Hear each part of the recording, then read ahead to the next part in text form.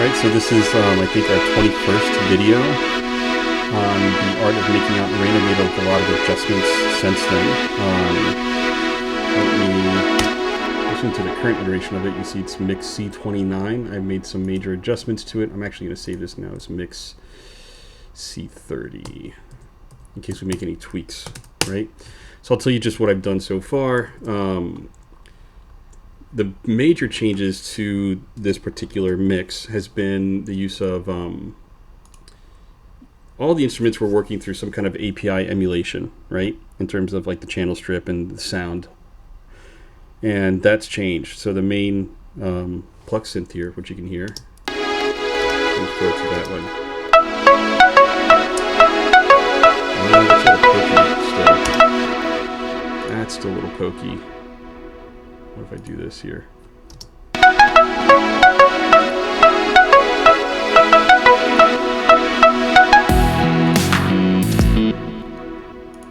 So the main pluck synth has that. The pluck synth is not quite center. In the beginning it is center. When we go later on, it is going to start to fan out a little bit more stereo. That's on purpose. I want it more mono in the beginning and then a little bit more wider, slightly wider later on in the song.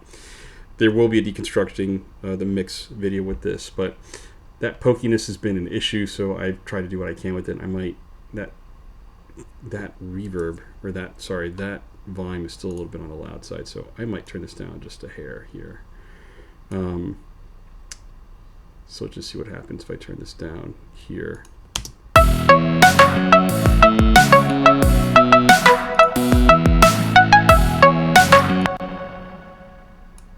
So I'm going to turn this down just slightly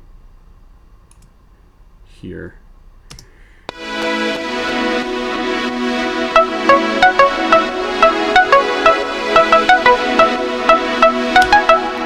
Yeah, when it's hard to get it right, so I only have it down about half a dB, and it's now sounds like it's too soft. So let's just move it down here.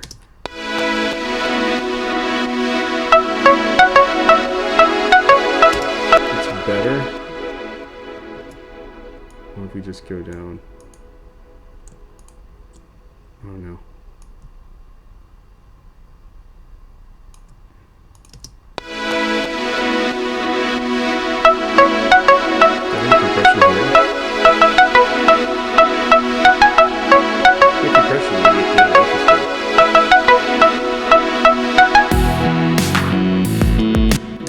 There's no compression on the API.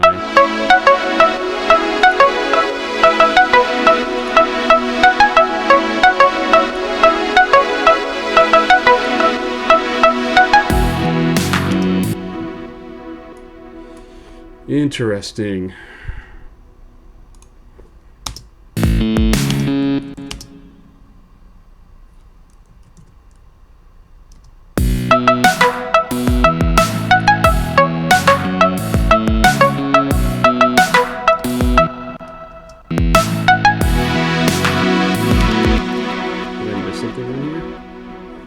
Pre-dynamic.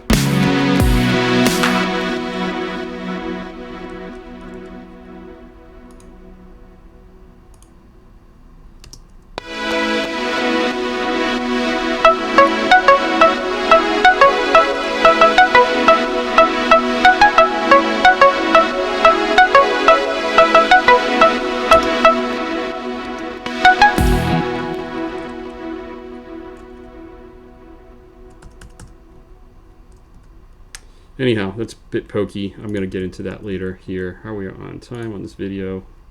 4 minutes into it, so we're not bad. Okay. I'm going to fix this here later, but that synth is a little too high-pitched. But let's just talk about what we've done here since the last video, because I've made a ton of iterations. I think the last video was like version or mix 7. I think the last video I was using the affected track beforehand, so this was like from the raw demo, right? See, there's no inserts on here, there's no sends.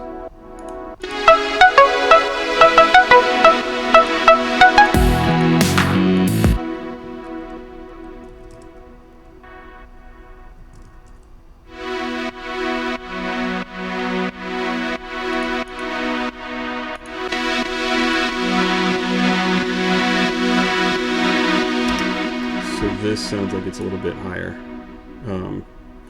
What is that at? 6.9. I'm going to reduce that a little bit.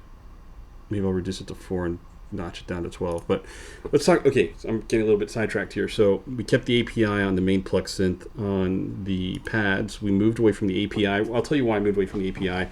There's a lot of smearing. It sounded still too forward. It sounded like the synths, even though there's only two, are competing with each other. But notice how they are panned differently. Hard left, hard right. For this more of this sharper synth, if you will, right? If I can go cue this up here. We have this softer pad synth here, right? It's beautiful sounding, by the way, right?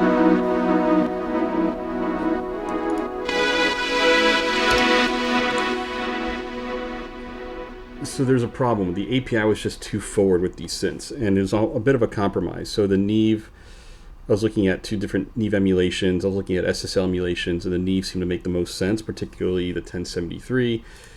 I know, but there's a silkiness to the higher end 1073s, right? So we have this high shelf filter, or sorry, this high shelf EQ here, which I probably overdid it by moving up to 6, but it sounds nice, right? It's a little too bright, so I'm going to actually reduce that just a hair.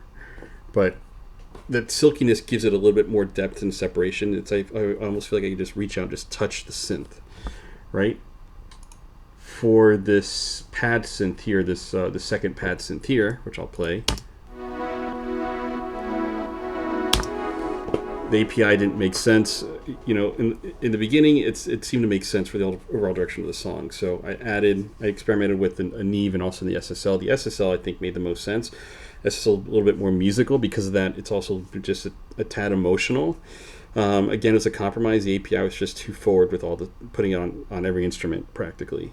But I still wanted to have an overall pop feel. But it's pop, but has a little bit of emotion to it because of that SSL really on this second pad synth. So is it as poppy as say a Katy Perry song, which is kind of what I wanted this to be? I wanted more of that pop sort of optimistic feel. No. So I feel like there's a little bit of that Katy Perry, and think of like an old song like George Michael's Father Figure. It's a bit more of an emotional song. I'm curious actually how they recorded that song and how they mixed it, but that SSL does add a little bit of emotion to it, even though it's an E-channel emulation of the 4000 series. So I wind the stereo bit. I use some stereo imaging stuff here, and then so you can see here this is left, right panned to the left a little bit of width, and then these are actually going to the respective reverb and delay tracks. And on the reverb tracks, or I'm sorry, on the reverb sends, I should say, on the returns here, you see I have it panned to the right a little bit. It's not complete perfect mirror image, otherwise it wouldn't work. If I were to turn these off, boom, boom, and just turn all this off actually, right, you're going to hear a difference. So let me just do this here, make it simpler for everyone. So I'm going to turn off the S1 emulations on here. Actually, let's hear it before and after, right?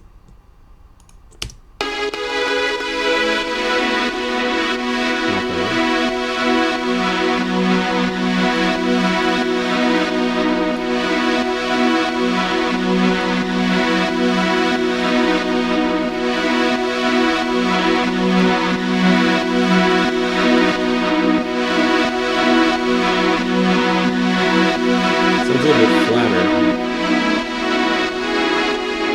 Like honestly, yeah. Get S1 here. Now it sounds like a little more, it sounds more stereo, right? As in samples from a sequencer, or sorry, samples from a virtual instrument. Where it's flat, it sounds like the stereo imaging you would expect more from a live performance, right? Now, if you're listening to this at home and you don't have good headphones, you're probably like, well, you know, like they're like, I can't really hear a difference. If you have good headphones, like the ones I have on here, HD 650S's by Sennheiser, you can probably hear it. And even then you're saying, well, Tony, that's like a 5% difference. What does it mean? What does it matter? Those small percentage differences in improving the sound, right? they add up. They make a difference, right? And people who, if you're audiophiles, or maybe just people just really like music and they kind of develop their ear a bit, they can hear these little things. So they're like, okay, wow, sounds a little bit better, right? A little bit can go a long way. So I'm just looking here at how much time I spent on this video. So I've added a few things here. There's parallel compression. I don't know why I have this on a separate track here, to be honest. I could probably combine all this together, but I've already done it. Oh well, doesn't make a lot of sense, but I'm not going to change it now because I've got the mix more or less in the ballpark where I want it. More than anything else, I'm just maybe making small tweaks to EQ, and really the volume bounce is a big thing, right? That pokiness though on that plucked synth, I might have to add another compressor. Maybe a slightly soft knee compressor, right? On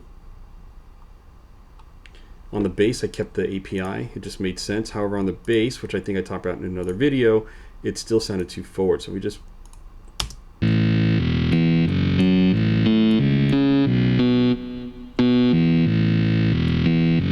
I'm going to bypass this reverb. Build some context.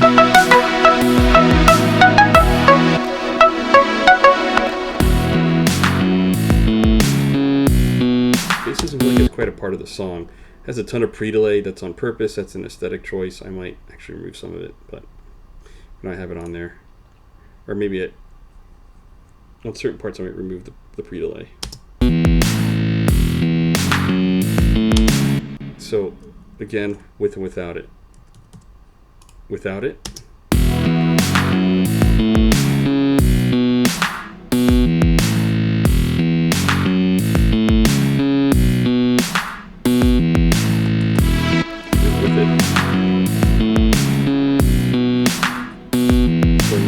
Back a bit, right? So now not quite this forward, it's not a little bit back, and I think it's I don't have it fully wet, I only have it at 20% wet, right? Usually I am not going to put reverb directly on a track. I'm going to go through an aux send, right? And especially on bass, right? You're probably like, that doesn't make any sense to put a reverb right on bass, but in this case it just seemed to work, right? You know, so don't be so dogmatic about rules, right? But the bass keeps the API vision, emulation. The drums more or less keep the API emulation, even on the channel strips here, right? Oh, why do I have this? I did not know this was on here. I have this and I have that. Interesting. For what track is that? For the clap. Something like hand clap. Okay. Not sure I did that. And yes, using an API emulation as well. This DBX 160, gotta tell you, it came really clutch on this mix so far. For the second clap, that worked actually really great. I was having trouble compressing it properly, and that just seemed to do the trick. Snare's the same thing, except this one has an E-Series emulation. Oh, for the open hi-hat. Not sure why I did that. Again, percussion, I have this DBX 160. It seems to work perfectly. The percussion I did here is, I'm going to fast forward here so you can see what I did.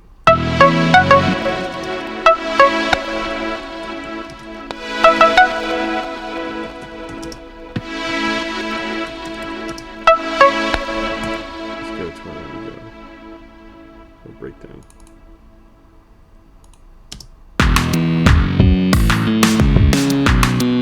Panning left and right.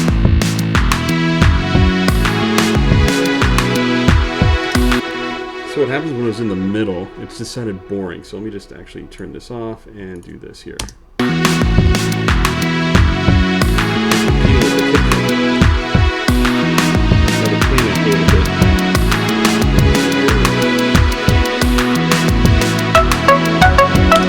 I might do is also change the EQ a little bit on each hit. So maybe cut the low end just a hair, so to give it more an impression actual hander. These are all samples and all the same basically, right? But down the middle is boring. It's competing with the kick drum, which is also down the middle, also occupying that same frequency range, the low end. here a little bit left, a little bit to the right. I didn't want to do it too far to the left, too far to the right, because it was like dizzying. A little bit to the left, a little bit to the right. Bop, bop, bop. More like an actual hand drum. Perfect. And then here I haven't touched much since any of the videos. These are pretty much the same. The one thing I did that's different, and I'll say this and we'll go on to the next version of this video, was for the hand claps, or for the snare, I did put in this reverb on here. So you can see here my snare stereo, and then this is an aux send here, but it's not going anywhere. Sorry, it's not an aux send, it's another track. It's a duplicate of the snare track, but very important, it's not going to any bus, right? This is literally just feeding this reverb track, right? So you're not hearing a direct output. So let's go here, and I've also got a gate on here, as you can see, right?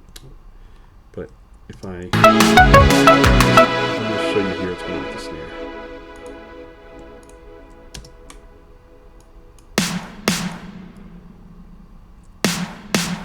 No, just not even hear it anymore. I should just turn this off. Now in context. Let's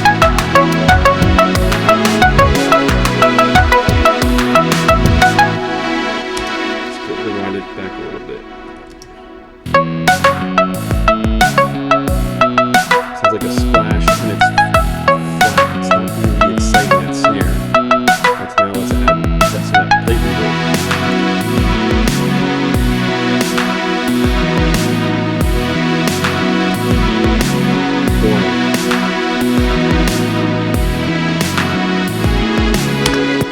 In the room now with that reverb, with that snare.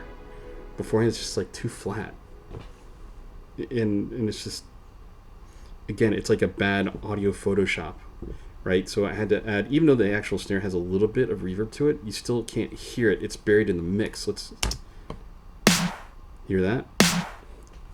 Looks like a little slapback echo too, right? But you can't hear that in the mix. So it sounds almost like a dry sample in the mix, and it sounds lifeless, sounds boring, and I want to add a little bit more excitement with the snare, which is kind of an important element of the mix, right? So now in context with the reverb.